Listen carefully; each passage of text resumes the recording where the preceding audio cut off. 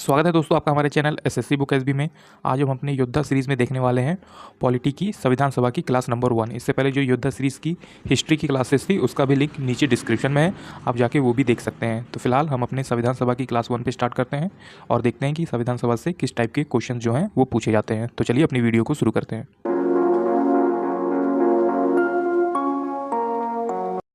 यहाँ से हम देखेंगे जो कि है हमारा पहला टॉपिक, जो कि है भारत का संवैधानिक इतिहास। तो इसके रिलेटेड कुछ क्वेश्चन आते हैं। वो है, पहला क्वेश्चन है रेगुलेटिंग एक्ट कब पारित किया गया। जो रेगुलेटिंग एक्ट था वो कब पारित हुआ था, तो वो हुआ था 1773 ईस्वी में। तो आप इसे याद रखेंगे, 1773 में रेगुलेटिंग एक्ट जो है वो पारित किया गया।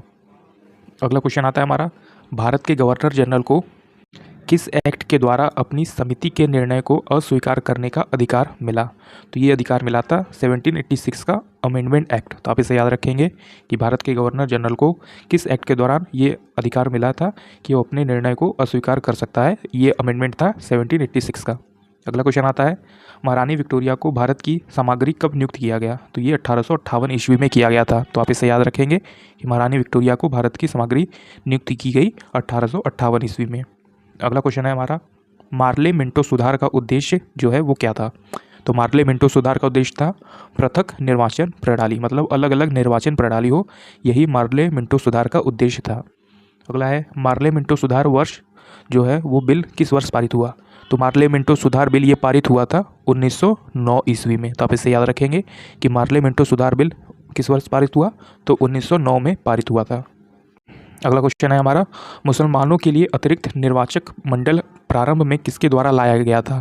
तो ये लाया गया था मार्ले मिंटो सुधार, जो कि 1909 में आया था। तो आप इसे याद रखेंगे कि मुसलमानों ने अतिरिक्त निर्वाचन मंडल प्रारंभ में किसके द्वारा लाया गया, तो ये लाया गया था मार्ले मिंटो सुधार के द्वारा, जो कि 1909 में आया था। अगला है, 1909 के इंडियन काउंसिल एक्ट में किस बात की व्याख्या की गई थी। तो 1909 के इंडियन काउंसिल एक्ट में सांप्रदायिक प्रतिनिधित्व की बात की गई थी। तो आप इसे याद रखेंगे कि 1909 के इंडियन काउंसिल एक्ट में सांप्रदायिक प्रतिनिधित्व की बात किया गया था। अगला है, मॉन्टेग्यू चेम्सफोर्ड सुधार में प्रावधानों का सार क्या था। जो मॉन्टेग्यू चेम्सफोर्ड सुधार था उसमें कौन कौन से प्रावधान के सार थे, तो वो था प्रांतों में दोहरा शासन, जो था प्रांतों में दोहरा शासन होना चाहिए, यही मॉन्टेग्यू चेम्सफोर्ड में सुधार की प्रावधानों की बात की गई थी। अगले क्वेश्चन की तरफ बढ़ते हैं, जो कि है, भारत का संविधान लागू होने तक स्वतंत्रता के पश्चात किसका शासन किसके अंतर्गत चलाया गया। तो ये आपसे पूछा है कि स्वतंत्रता लागू होने से पहले किसके अधीन में शासन चला करता था। तो ये था 1935 के भारत सरकार अधिनियम के अनुसार चला करता था। अगला क्वेश्चन है हमारा, भारत की आज़ादी के समय इंग्लैंड में किस पार्टी की सरकार थी। तो भारत की आज़ादी के समय जो इंग्लैंड में किस पार्टी की सरकार थी, तो वो थी लेबर पार्टी की। अगला क्वेश्चन है, केंद्र में द्वैध शासन प्रणाली को किस अधिनियम के अंतर्गत स्थापित किया गया। तो ये किया गया था भारत सरकार अधिनियम 1935 के अंतर्गत। तो आप इसे याद रखेंगे कि केंद्र में द्वैध शासन प्रणाली आई थी भारत सरकार अधिनियम 1935 के अनुसार। अगला क्वेश्चन आता है हमसे, जो पूछा गया है, किस अधिनियम की प्रमुख विशेषता प्रांतीय स्वायत्तता थी। तो ये था 1935 के अधिनियम की। अगला क्वेश्चन है, भारत में सचिव का पद किसके द्वारा निर्मित किया गया था। तो भारत में सचिव का पद निर्मित किया गया था भारत सरकार अधिनियम 1858 के द्वारा। तो आप इसे याद रखेंगे कि भारत में सचिव का पद निर्मित किया गया था भारत सरकार अधिनियम 1858 के द्वारा। अगला क्वेश्चन आता है हमारा, जो कि है, किस अधिनियम में कलकत्ता में सर्वोच्च न्यायालय की स्थापना का प्रावधान किया गया। तो ये रेगुलेटिंग एक्ट 1773 था। तो आप इसे याद रखेंगे कि कलकत्ता में सर्वोच्च न्यायालय की स्थापना का प्रावधान लाया गया था रेगुलेटिंग एक्ट 1773 के तहत। अगला क्वेश्चन है हमारा, किस अधिनियम में भारतवासियों को अपने देश के प्रशासन में कुछ हिस्सा लेना संभव बनाया। तो ये चार्टर एक्ट 1833 था। तो आप इसे याद रखेंगे कि किस अधिनियम में भारतवासियों को अपने देश के प्रशासन में कुछ हिस्सा जो है वो लेना संभव बनाया गया। तो ये चार्टर एक्ट 1833 था। अगला क्वेश्चन आता है हमारा, किस अधिनियम के अंतर्गत भारतीय विधान परिषद को बजट पर बहस करने की शक्ति प्राप्त हुई। ये था भारत परिषद अधिनियम 1892। तो आप इसे याद रखेंगे कि भारतीय विधान परिषद में बजट पर बहस करने की शक्ति प्राप्त हुई थी भारत परिषद अधिनियम 1892 के अनुसार। अगला है, भारत का संघीय न्यायालय किस वर्ष में स्थापित किया गया था। तो भारत का जो संघीय न्यायालय स्थापित किया गया था वो वर्ष था 1937 में। अगला क्वेश्चन आता है हमारा, केंद्र में कौन सा एक्ट द्विसदनीय विधायिका लाया। तो केंद्र में कौन सा एक्ट द्विसदनीय विधायिका लाया, ये एक्ट 1819 था। अगला क्वेश्चन है हमारा, जो कि है, 1935 का गवर्नमेंट ऑफ इंडिया एक्ट क्यों महत्वपूर्ण है। ये इसलिए महत्वपूर्ण है क्योंकि यह भारतीय संविधान का प्रमुख स्रोत है, तो आप इसे याद रखेंगे। 1935 का गवर्नमेंट ऑफ इंडिया एक्ट क्यों महत्वपूर्ण है? क्योंकि यह भारतीय संविधान का एक प्रमुख स्रोत है। अगला टॉपिक आता है दोस्तों हमारा संविधान सभा। तो आप इसमें देखने वाले हैं संविधान सभा के कुछ इंपॉर्टेंट क्वेश्चन, और ये है हमारा पहला क्वेश्चन जो कि है भारत की संविधान सभा गठित करने का अधिकार क्या था? तो ये कैबिनेट मिशन प्लान 1946 था। तो आप इसे याद रखेंगे कि भारत की संविधान सभा गठित करने का आधार क्या था? तो ये था कैबिनेट मिशन प्लान 1946। अगला क्वेश्चन है हमारा भारत की संविधान सभा किसके अनुसार गठित की गई? तो भारत की जो संविधान सभा थी वो किसके अनुसार गठित की गई? कैबिनेट मिशन योजना के तहत। तो आप इसे याद रखेंगे कि भारत की संविधान सभा किसके अनुसार गठित की गई? कैबिनेट मिशन योजना के तहत। अगला क्वेश्चन आता है हमारा सन 1936 में भारतीय राष्ट्रीय कांग्रेस द्वारा संविधान सभा के गठन की मांग कहाँ पर हुई अधिवेशन में रखी गई? तो आप इसे याद रखेंगे ये फैजपुर में हुआ था। तो आपने याद रखा कि 1936 में भारतीय राष्ट्रीय कांग्रेस द्वारा संविधान सभा के गठन की मांग कहाँ पर हुए अधिवेशन में रखी गई? तो ये फैजपुर में रखी अधिवेशन में हुई थी।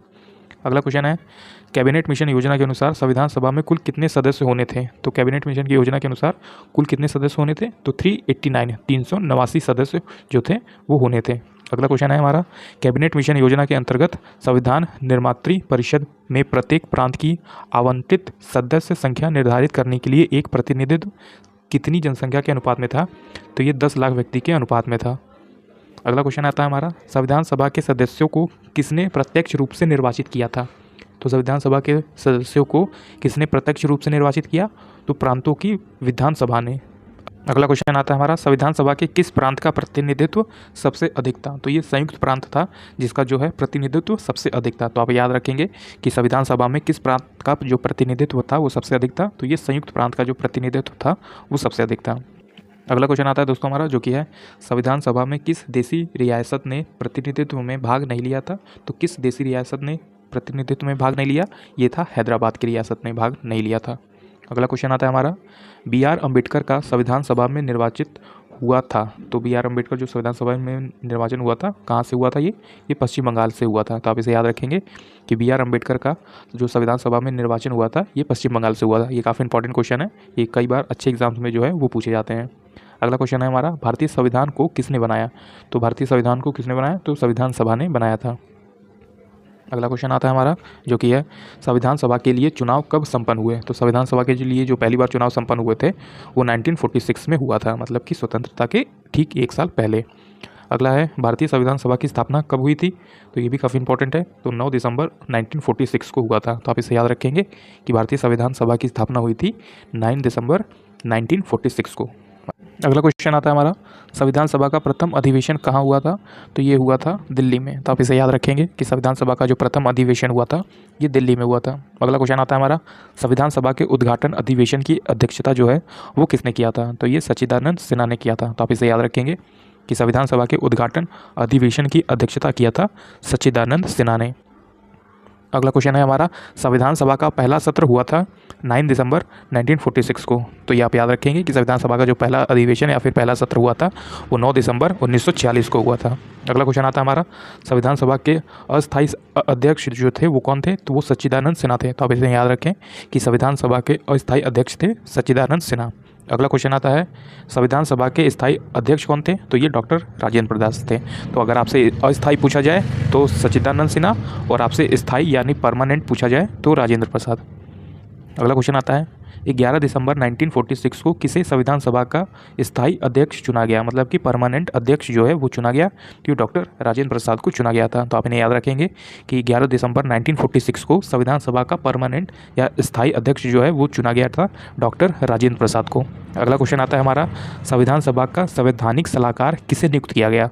तो संविधान सभा का जो संवैधानिक सलाहकार नियुक्त किया गया था वो B.N. राव को नियुक्त किया गया था। तो आप इन्हें याद रखेंगे कि सलाहकार नियुक्त किया गया B.N. राव को। अगला क्वेश्चन आता है दोस्तों हमारा जो कि है संविधान सभा के प्रारूप समिति या फिर जिसे मसौदा समिति कहते हैं उसकी नियुक्ति कब की गई थी? तो ये 20 अगस्त 1947 को किया गया था। तो आप इसे याद रखेंगे कि प्रारूप समिति या फिर जिसे मसौदा समिति कहा जाता है उसकी नियुक्ति की गई थी 20 अगस्त 1947 को। अगला है उसी में से क्वेश्चन जो है कि संविधान सभा की जो प्रारूप समिति या फिर मसौदा समिति थी उसके अध्यक्ष कौन थे? तो उसके अध्यक्ष थे डॉक्टर B.R. अम्बेडकर। तो आप इन्हें याद रखेंगे कि मसौदा समिति या फिर प्रारूप समिति की नियुक्ति हुई थी 20 अगस्त 1947 को, और इसी प्रारूप समिति के अध्यक्ष थे डॉक्टर B.R. अम्बेडकर।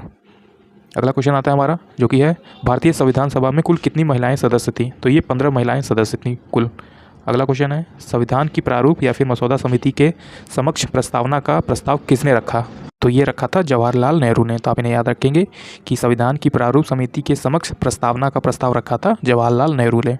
अगला क्वेश्चन आता है हमारा भारतीय संविधान सभा की संघीय शक्ति समिति के अध्यक्ष कौन थे? तो ये थे पंडित जवाहरलाल नेहरू। तो आप इन्हें याद रखेंगे कि भारतीय संविधान सभा के संघीय शक्ति समिति के जो अध्यक्ष थे वो थे पंडित जवाहरलाल नेहरू। अगला क्वेश्चन आता है हमारा भारतीय संविधान को अपनाया गया तो कब अपनाया गया? संविधान सभा के द्वारा। तो आप इन्हें याद रखेंगे कि भारतीय संविधान को किसके द्वारा अपनाया गया? तो भारतीय संविधान को संविधान सभा के द्वारा अपनाया गया। अगला क्वेश्चन है भारत को एक संविधान देने का प्रस्ताव संविधान सभा द्वारा पारित किया गया तो कब पारित किया गया? 22 जनवरी 1947 को पारित किया गया था। तो आप इसे याद रखेंगे कि जो एक संविधान देने का प्रस्ताव संविधान सभा द्वारा पारित किया गया वो डेट थी 22 जनवरी 1947 को। अगला है संविधान निर्मात्री सभा में झंडा समिति के अध्यक्ष थे। तो ये काफ़ी इंपॉर्टेंट क्वेश्चन है, आप इन्हें याद रखेंगे इनका नाम। तो वो थे जेबी कृपलानी। तो आपने याद रखा कि संविधान निर्मात्री सभा में झंडा समिति के अध्यक्ष थे जेबी कृपलानी। और ये क्वेश्चन दोस्तों 2022 के सीजीएल में ये पूछा गया था। तो ये काफ़ी इंपॉर्टेंट क्वेश्चन है। अगला क्वेश्चन देखते हैं जो कि है राष्ट्रीय झंडे की अभिकल्पना को भारत की संविधान सभा में ग्रहण किया गया जुलाई 1947 को। तो आप इसे याद रखें कि भारतीय जो राष्ट्रीय झंडा है उसकी अभिकल्पना को भारत की संविधान सभा में ग्रहण किया गया था, वो डेट थी जुलाई 1947 में। अगला क्वेश्चन आता है हमारा भारतीय संविधान सभा ने भारतीय राष्ट्रीय ध्वज की रूपरेखा को अंगीकार किया तो कब किया गया था? 22 जुलाई 1947 को ये किया गया था कि हमारा जो राष्ट्रीय ध्वज है वो ऐसा दिखना चाहिए। तो आप इसे याद रखेंगे कि भारतीय संविधान सभा ने जो भारतीय का राष्ट्रीय ध्वज है उसकी रूपरेखा को अंगीकार किया, मतलब कि उसे सेलेक्ट किया 22 जुलाई 1947 को। अगला क्वेश्चन आता है हमारा संविधान सभा के संविधान को अंतिम रूप से किस दिन पारित किया गया? जो संविधान सभा का संविधान का अंतिम रूप किस दिन पारित किया गया? तो 26 नवंबर 1949 को ये पारित किया गया था। अगला क्वेश्चन आता है दोस्तों हमारा जो कि है भारत के संविधान का प्रारूप तैयार करने वाली संविधान सभा के सदस्यों को विभिन्न प्रांतों की विधानसभाओं द्वारा चुना गया था। जो भारत का संविधान प्रारूप तैयार कर रहे थे उन्हें संविधान सभा के जो विभिन्न प्रांतों के संविधान सभाओं से चुना गया था। अगला क्वेश्चन आता है हमारा संविधान सभा द्वारा अंतिम रूप से पारित संविधान में कुल कितने अनुच्छेद और अनुसूचियाँ थी? तो ये काफ़ी इंपॉर्टेंट क्वेश्चन है। ये उस टाइम से आप याद रखेंगे कि जब संविधान पहली बार लागू हुआ था, उसको पहली बार बनाया गया था, तो उसमें 395 अनुच्छेद से और 8 अनुसूचियाँ थी। तो आप इसे याद रखेंगे कि जो फर्स्ट टाइम संविधान लागू हुआ था उसमें 395 अनुच्छेद थे और 8 अनुसूचियाँ थी। अगला क्वेश्चन देखेंगे जो कि है भारत के लिए संविधान सभा की रचना हेतु संविधान सभा का विचार किसने प्रस्तुत किया? तो ये स्वराज पार्टी ने प्रस्तुत किया था। कब? 1942 में। तो आप इसे याद रखेंगे कि भारत के लिए संविधान सभा की रचना हेतु संविधान सभा का जो विचार प्रस्तुत किया था वो स्वराज पार्टी ने किया था 1942 में। अगला क्वेश्चन आता है हमारा भारतीय संविधान सभा के प्रथम दिन के अधिवेशन की अध्यक्षता किसने की? जो भारतीय संविधान सभा का जो पहला दिन था उसकी अधिवेशन की अध्यक्षता उसकी अध्यक्षता किसने की? तो वो थे सच्चिदानंद सिन्हा। अगला क्वेश्चन आता है हमारा स्वतंत्र भारत की संविधान सभा के अध्यक्ष कौन थे? जो स्वतंत्र भारत के संविधान सभा के अध्यक्ष थे वो थे डॉक्टर राजेंद्र प्रसाद। अगला क्वेश्चन आता है हमारा संविधान सभा ने भारत के संविधान को कब स्वीकार किया? तो ये स्वीकार किया था 26 नवंबर 1949 को। इसी दिन हम अपना कॉन्स्टिट्यूशन डे जो है वो सेलिब्रेट करते हैं। तो आप याद रखेंगे कि संविधान सभा ने भारत के संविधान को कब स्वीकार किया? तो 26 नवंबर 1949 को स्वीकार किया था। अब देखते हैं दोस्तों कि एसएससी में किस टाइप के जो क्वेश्चन है वो संविधान सभा से पूछे गए हैं। तो चलिए अपने पहले क्वेश्चन को शुरू करते हैं। वीडियो में आगे बढ़ने से पहले दोस्तों एक इंपॉर्टेंट इन्फॉर्मेशन आप सभी के लिए, अगर आप 2025 एसएससी एग्जाम्स की तैयारी कर रहे हैं, चाहे वो सीजीएल हो, सीपीओ हो, सीएचएसएल, एमटीएस, जीडी, स्टेनो या फिर सिलेक्शन पोस्ट, तो आपके लिए इंग्लिश वोकेबलरी की बुक काफ़ी यूजफुल हो सकती है। ये बुक जो है वो ई बुक है, आपको इसका PDF मिल जाएगा मात्र 39 रुपीज़ में। आप अगर हमें नीचे व्हाट्सअप नंबर दिया है उस पर मैसेज करेंगे तो ये ई बुक आपको मात्र 39 रुपीज़ में मिल जाएगी। इस बुक में हमने दिया है आपको 1 word substitution, idiom and phrases, synonym, antonym और फ्रेजल वर्ब। जैसा आप सभी जानते हैं फ्रेजल वर्ब भी बहुत ज़्यादा इंपॉर्टेंट हो गया अभी एसएससी एग्जाम्स में। 1 से 2 क्वेश्चन आपको इंग्लिश में फ्रेजल वर्ब से देखने को मिल जाएंगे। तो ये काफ़ी यूजफुल बुक होने वाली है। इसमें आप देख लीजिए कि आपको सभी चीज़ें जो है सभी टॉपिक वो अल्फ़ाबेटिकल ऑर्डर में देखने को मिल जाएंगे और इसमें काफ़ी अच्छी खासी मात्रा में सभी टॉपिक हैं। तो आपको इसमें कोई भी ज़्यादा दिक्कत नहीं आएगी। इसमें आपको प्री और मेंस सभी तरीके के एग्जाम्स में रिलेटेड जो भी क्वेश्चन पूछे गए हैं वो सभी इसमें ऐड मिलेंगे। जैसा कि सिनोनिम, एंटोनिम आप देख सकते हैं, फ्रेजल वर्ब आप देख सकते हैं, ये भी अल्फ़ाबेटिकल ऑर्डर में जो है वो सभी दिया हुआ है। तो जैसा कि आप सभी ने देखा कि ये बुक हमारी मात्र 39 रुपीज़ में है। आप चाहें तो ये बुक आप हमसे व्हाट्सअप नंबर पर मैसेज करके ले सकते हैं, जो कि सिर्फ 39 रुपीज़ में आपको मिल जाएगी। ये काफ़ी यूजफुल बुक है जो आपकी एसएससी एग्जाम्स में इंग्लिश वोकेबलरी वाले जो पोर्शन है उसको बहुत ही अच्छे से कंप्लीट कर सकती है। यहाँ से हम देखते हैं अपना पहला क्वेश्चन जो हमसे पूछा जा रहा है कि भारत के संविधान में डैश में कई संस्थागत विवरणों और प्रक्रियाओं को लाया गया। तो ये किसके अनुसार लाया गया? भारत सरकार अधिनियम 1935 के अनुसार लाया गया। ऑप्शन नंबर ए इसका जो है वो राइट आंसर हो जाएगा। तो आपने याद रखा कि भारत के संविधान में जो भारत सरकार अधिनियम 1935 से कई संस्थागत विवरणों और प्रक्रियाओं को लिया गया था। अगला क्वेश्चन है हमारा दूसरा जो कि है प्रांतों में वैध शासन या फिर डायरकी के उन्मूलन की संस्तुति डैश के द्वारा की गई थी। तो किसके द्वारा की गई थी? तो ऑप्शन नंबर ए हो जाएगा 1935 भारत सरकार अधिनियम के द्वारा जो है वो किया गया था। तो आप नीचे भी देख सकते हैं कि 1935 भारत सरकार जो अधिनियम के द्वारा केंद्र में द्वैध शासन प्रणाली की स्थापना की गई थी। तो यही आपसे पूछा है कि किसके अनुसार जो है शासन में द्वैध शासन प्रणाली की स्थापना की गई। तो भारत सरकार अधिनियम 1935 के अनुसार जो है वो किया गया था। आता है हमारा जो कि है भारत सरकार अधिनियम 1919 को किस और नाम से भी जाना जाता है। तो भारत सरकार अधिनियम 1999 को और किस नाम से जाना जाता है? तो ये जाना जाता है option number D Montesquieu Chelmsford report के अनुसार। तो आप इसे याद रखेंगे कि भारत सरकार अधिनियम 1919 को और किस अन्य नाम से जाना जाता है? तो मॉन्टेग्यू चेम्सफोर्ड रिपोर्ट के नाम से जाना जाता है। अगला क्वेश्चन आता है हमारा वो कौन सा अधिनियम था जिसने भारत में सत्ता ब्रिटिश ईस्ट इंडिया कंपनी ने ब्रिटिश क्राउन में स्थानांतरित की थी। तो ये ऑप्शन नंबर डी इसका राइट आंसर हो जाएगा कि वो अधिनियम था भारत सरकार अधिनियम 1858 जिसके अनुसार भारत में सत्ता ब्रिटिश ईस्ट इंडिया कंपनी से ब्रिटिश क्राउन में दे दिया गया था। मतलब कि ब्रिटिश ईस्ट इंडिया कंपनी ने ब्रिटिश क्राउन को ये स्थानांतरित कर दी गई थी भारत सरकार अधिनियम 1858 के अनुसार। अगला क्वेश्चन देखेंगे जो कि है हम भारतीय संविधान को अपनाने के उपलक्ष्य में हर वर्ष डैश को संविधान दिवस मनाते हैं। तो इसका राइट आंसर हो जाएगा 26 नवंबर को हम संविधान दिवस मनाते हैं। तो आप इसे याद रखेंगे कि हम भारतीय संविधान को अपनाने के उपलक्ष्य में जो हर वर्ष 26 नवंबर आता है उस दिन हम संविधान दिवस जो है वो मनाते हैं। अगला क्वेश्चन आता है हमारा भारतीय संविधान को हाथों से लिखने वाला व्यक्ति का नाम था। तो जिसने उसे अपने हाथों से लिखा था उनका नाम था ऑप्शन नंबर सी प्रेम बिहारी नारायण रायजादा। तो आप इनका नाम जो है ये याद रखेंगे कि प्रेम बिहारी नारायण रायजादा ने जो भारतीय संविधान था उसे अपने हाथों से लिखा था। अगला क्वेश्चन आता है हमारा संविधान सभा का अध्यक्ष निम्नलिखित में से कौन सा था। तो संविधान सभा का अध्यक्ष निम्नलिखित में से थे option number D doctor Rajendra Prasad. तो आप इनका नाम याद रखेंगे कि संविधान सभा का जो प्रथम अध्यक्ष थे वो थे डॉक्टर राजेंद्र प्रसाद। ये सभी क्वेश्चन दोस्तों आपके लिए काफ़ी इंपॉर्टेंट है क्योंकि यही सारे क्वेश्चन जो है वो रिपीट होते रहते हैं आपके एग्जाम्स में। तो जो ये संविधान सभा से पूछे गए इंपॉर्टेंट टॉप क्वेश्चन है वो मैं आपको इस समय करा रहा हूँ। तो आप ये वीडियो को ज़रूर पूरा देखिएगा। अगला क्वेश्चन आता है हमारा संविधान सभा के सदस्यों ने डैश को भारतीय संविधान पर हस्ताक्षर किए थे। तो संविधान सभा के सदस्यों ने कब हस्ताक्षर किए मतलब कि संविधान पर साइन किए गए। तो ऑप्शन नंबर ए 24 जनवरी 1950 को ये हस्ताक्षर किया गया मतलब साइन किया गया। तो आप इन्हें याद रखेंगे कि संविधान सभा के सदस्यों ने 24 जनवरी 1950 को भारतीय संविधान पर हस्ताक्षर किया था। अगला क्वेश्चन आता है हमारा भारत की संविधान सभा द्वारा राष्ट्रगान को निम्नलिखित में से किस वर्ष अपनाया गया। तो भारत की संविधान सभा द्वारा जो राष्ट्रगान है हमारा उसे किस वर्ष अपनाया गया। तो ये ऑप्शन नंबर सी 1950 को अपनाया गया था। और ये संविधान सभा का राष्ट्रगान किसने लिखा था। तो रविन्द्रनाथ टैगोर द्वारा ये मूल रूप से बांग्ला भाषा में रचित था और जिसका जो संगीतबद्ध था वो जनगण मन से हिंदी संस्करण में संविधान सभा को ये अपनाया गया 24 जनवरी 1950 को। और राष्ट्रगान के जो गाने का टाइम पीरियड है वो 52 सेकंड का होना चाहिए।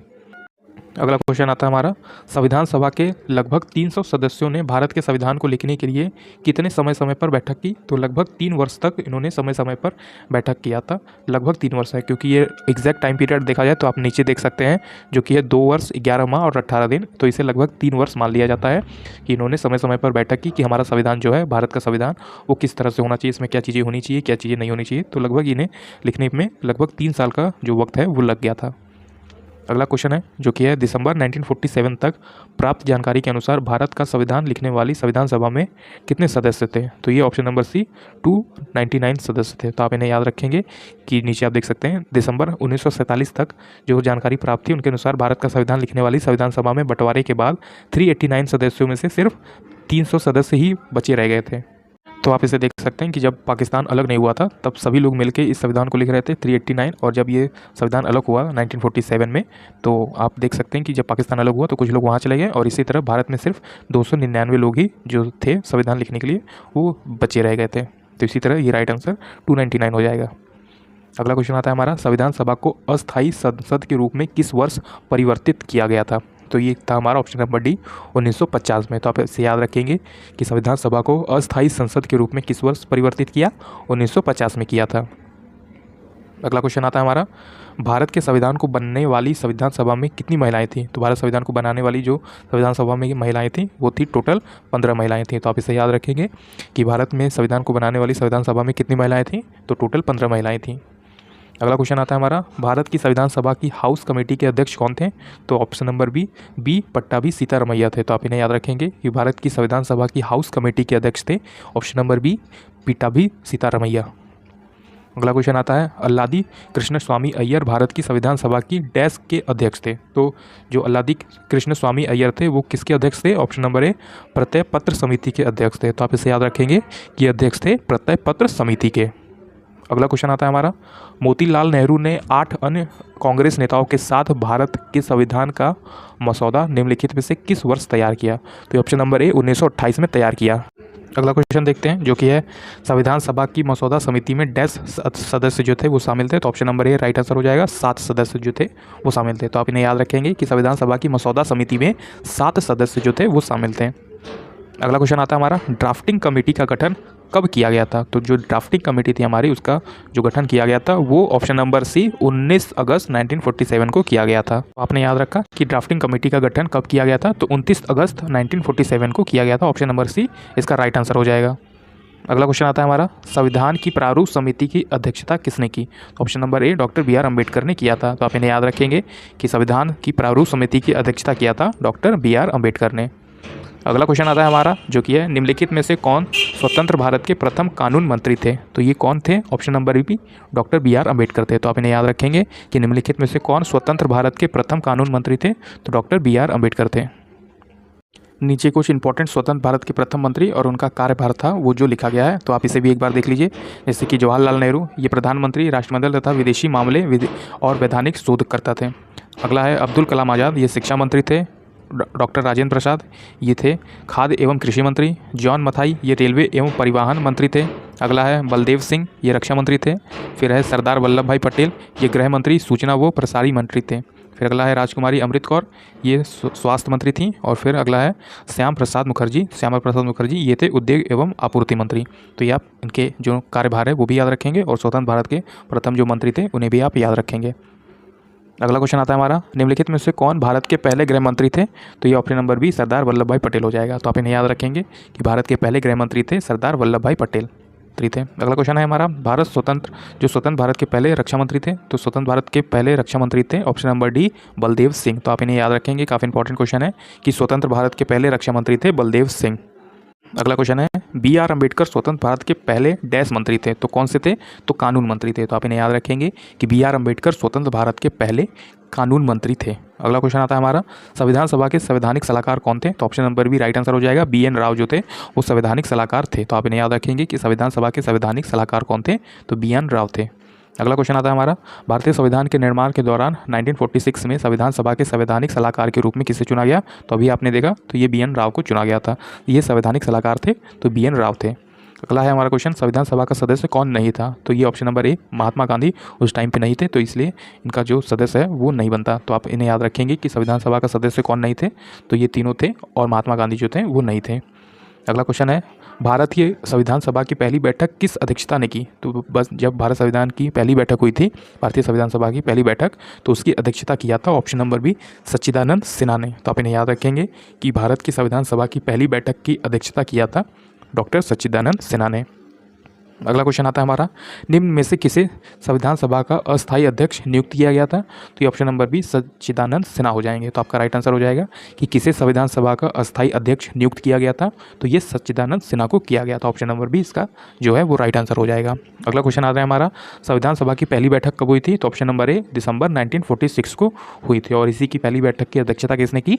तो सच्चिदानंद सिन्हा ने किया था। तो आप इन्हें याद रखेंगे कि संविधान सभा की पहली बैठक कब हुई थी? दिसंबर 1946 को, और इसकी पहली बैठक की अध्यक्षता किया था डॉक्टर सच्चिदानंद सिन्हा ने।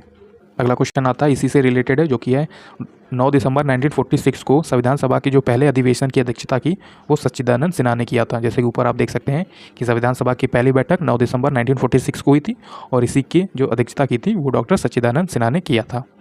अगला क्वेश्चन आता है हमारा, निम्नलिखित में से कौन 1946 में मद्रास निर्वाचन क्षेत्र में संविधान सभा के सदस्य बने? तो ऑप्शन नंबर सी, अम्मू स्वामीनाथन बने थे। तो आप इन्हें याद रखेंगे कि 1946 में मद्रास निर्वाचन क्षेत्र के संविधान सभा के अध्यक्ष बने थे अम्मू स्वामीनाथन।